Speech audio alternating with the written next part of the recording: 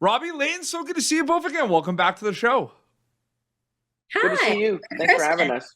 Yeah, I mean, last time I spoke to both of you was for a pretty intense project, so a little change of pace here. This is very intense Christmas stuff, okay? I Well, mean, it's the most intense thing I've ever. you're in competition for most of the movie, which actually was one of my questions because I feel like, you look at this as like a holiday rom-com and, one of the first things, Leighton, that came to mind was this was a very unique concept. So I'm just curious what it was like reading the script for this. Like, did you notice it was a unique concept for like a rom-com specifically? Yeah, I feel like just even from the title, I was like, let's just deduce that there's some X's in here. And that can be sticky. That can be a sticky situation. Like I mean, the obviously like heightened like reality of being in a movie, or like obviously like she wants to be there with his family. Screw him. But still liked him. I just liked I liked all of that, like that they were in competition, that maybe the competition was with a tinge of like love, perhaps. Mhm. But I think like it's just, I don't know, going and being with your ex's cozy, lovely family and being like, don't tell him. Like, what? It's almost like revenge in a weird way. It's like sick. Yeah, 100%. And I find it interesting too because Robbie, your character specifically, there's this like journey with your character in this movie where he's like so flustered and mad about what is going on, and then like it's just kind of like like a hockey game, right? 3 periods of basically like regrouping and everything, and then he gets more happy. You know what I mean? So what was that like, kind of seeing that arc in the script and then seeing that transform on screen specifically? It was actually pretty fun. I mean, it was nice to be the only person at the beginning who's like, what? What is going on? She can't be here. Like, this is crazy. Yeah. If anybody did this in real life, their family would be murdered. So it was nice to be the only one who's like, you guys are nuts. And then just being like, okay, fine. If this is how it's going to go, I'll fight crazy with crazy. And like Leighton said, you read the script and you're like, okay, I know it's a Christmas movie. I know they get together at the end. Might as well beat the hell out of each other on the way there. So we don't know that though, Robbie. You don't know. If you've seen the trailer, you know that. Oh my god! Watch the trailer. Watch the trailer. I actually, on the contrary, I actually really enjoyed being the one who was like, "Why is this weird? What's so weird about this?" It was so fun because psychotic. There were moments though where I was like Robbie, like, why are your parents so okay with everything? Like, there were moments where I felt like that. Like, I'm not gonna lie, like watching this movie. Most people, if they had to play those roles, you'd be like, I'm not buying it. But Michael and Kathy are so funny and can play that kind of like, I don't know, like aloof parents, like, oh, whatever, it's fine. She's here. Deal with it. Everything's great. Everything's happy. Do you want anything to eat? And it's like, what are you talking about? They were perfectly cast for it.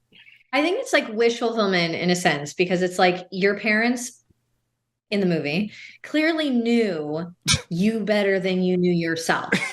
And so maybe whether it was conscious or not, they were like, I think these kids could be more than let's friends. let's get to the chase. They were the voice of reason for their flustered child. That's what it was, basically. Yeah.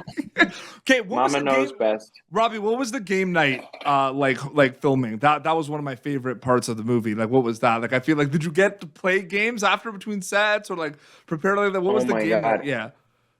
What's the game called, Leighton? Spyfall. So Leighton ripped out this game called Spyfall on her phone, and we would play it in between takes and setups. And it was like everybody is given an occupation and a play. If I screw any of this up, let me know, Leighton. An occupation and a setting or a place, except for 1 or 2 people are considered spies. Yes. And then you ask questions opposite one another, and you're trying to deduce who the spies are.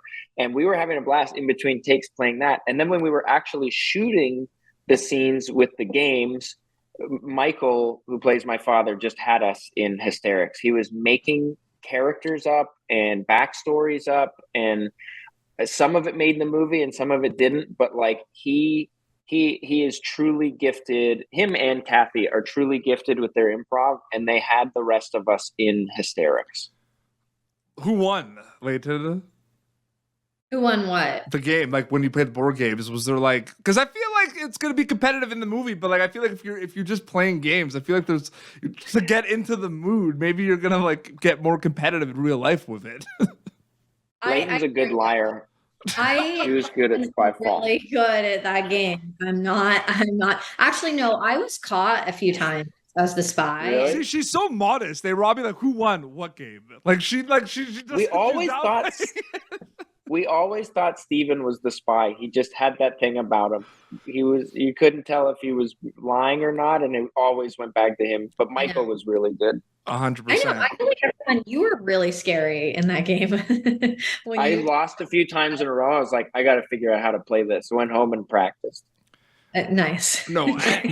No, but I just wanted to bring because I enjoyed the game. Like, there's a lot of great scenes, but I love that because like it's just like, you know, I love like my game nights with my family growing up and everything, and that hit home, you know, like definitely did. Last kind of questions for a wrap up, Leighton. You know, I find it interesting to get a little bit more deep with this, like, you know. Both your characters, although it's kind of a crazy situation, you know what I mean? You're all kind of figuring out love and everything. There is a lot of self-reflection going on with your characters. You know what I mean? You show up to your ex's family's Christmas gathering and everything, but you're trying to like do soul searching and like figure things out and self-reflection. During the pandemic, we were doing a lot of self-reflection, soul searching. So I feel like EXmas in that regard becomes more relatable. I'm curious if you like thought about that at all, the self-reflection component of this.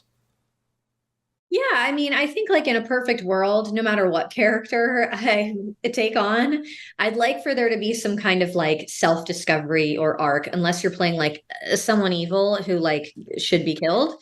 Somehow I don't get cast in if you know anyone. But I feel like, yeah, she's sort of gotten to a point where she like wants to figure out what she wants to do with her life. She's had this like huge like life change where her partner is no longer there. But I think she's just sort of like going along with it. I also think like one of the aspects to the character that was just a flavor that I enjoyed was, I mean, to her, you know, sort of lost, but like her mother passed away. And so she was looking for like that family and like sort of like tradition and warmth. And I think she found it with his family, and it's tragic to say goodbye to that. So, you want to get deep?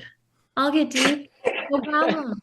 There's a lot of heart. No, there's a lot of heart in this movie. Absolutely. No, yes. Well, I asked you to get deep, so yes. Good. It's good. We're actors. No, we care. I can't wait for people to see it because it's going to be premiering November 17th on Freevee. This is EXmas. Leighton, Robbie, so great chatting with you again, and happy holidays. Thank you so much. Thank you for tuning in to Popternative. Make sure to check out our past episodes of Popternative on YouTube.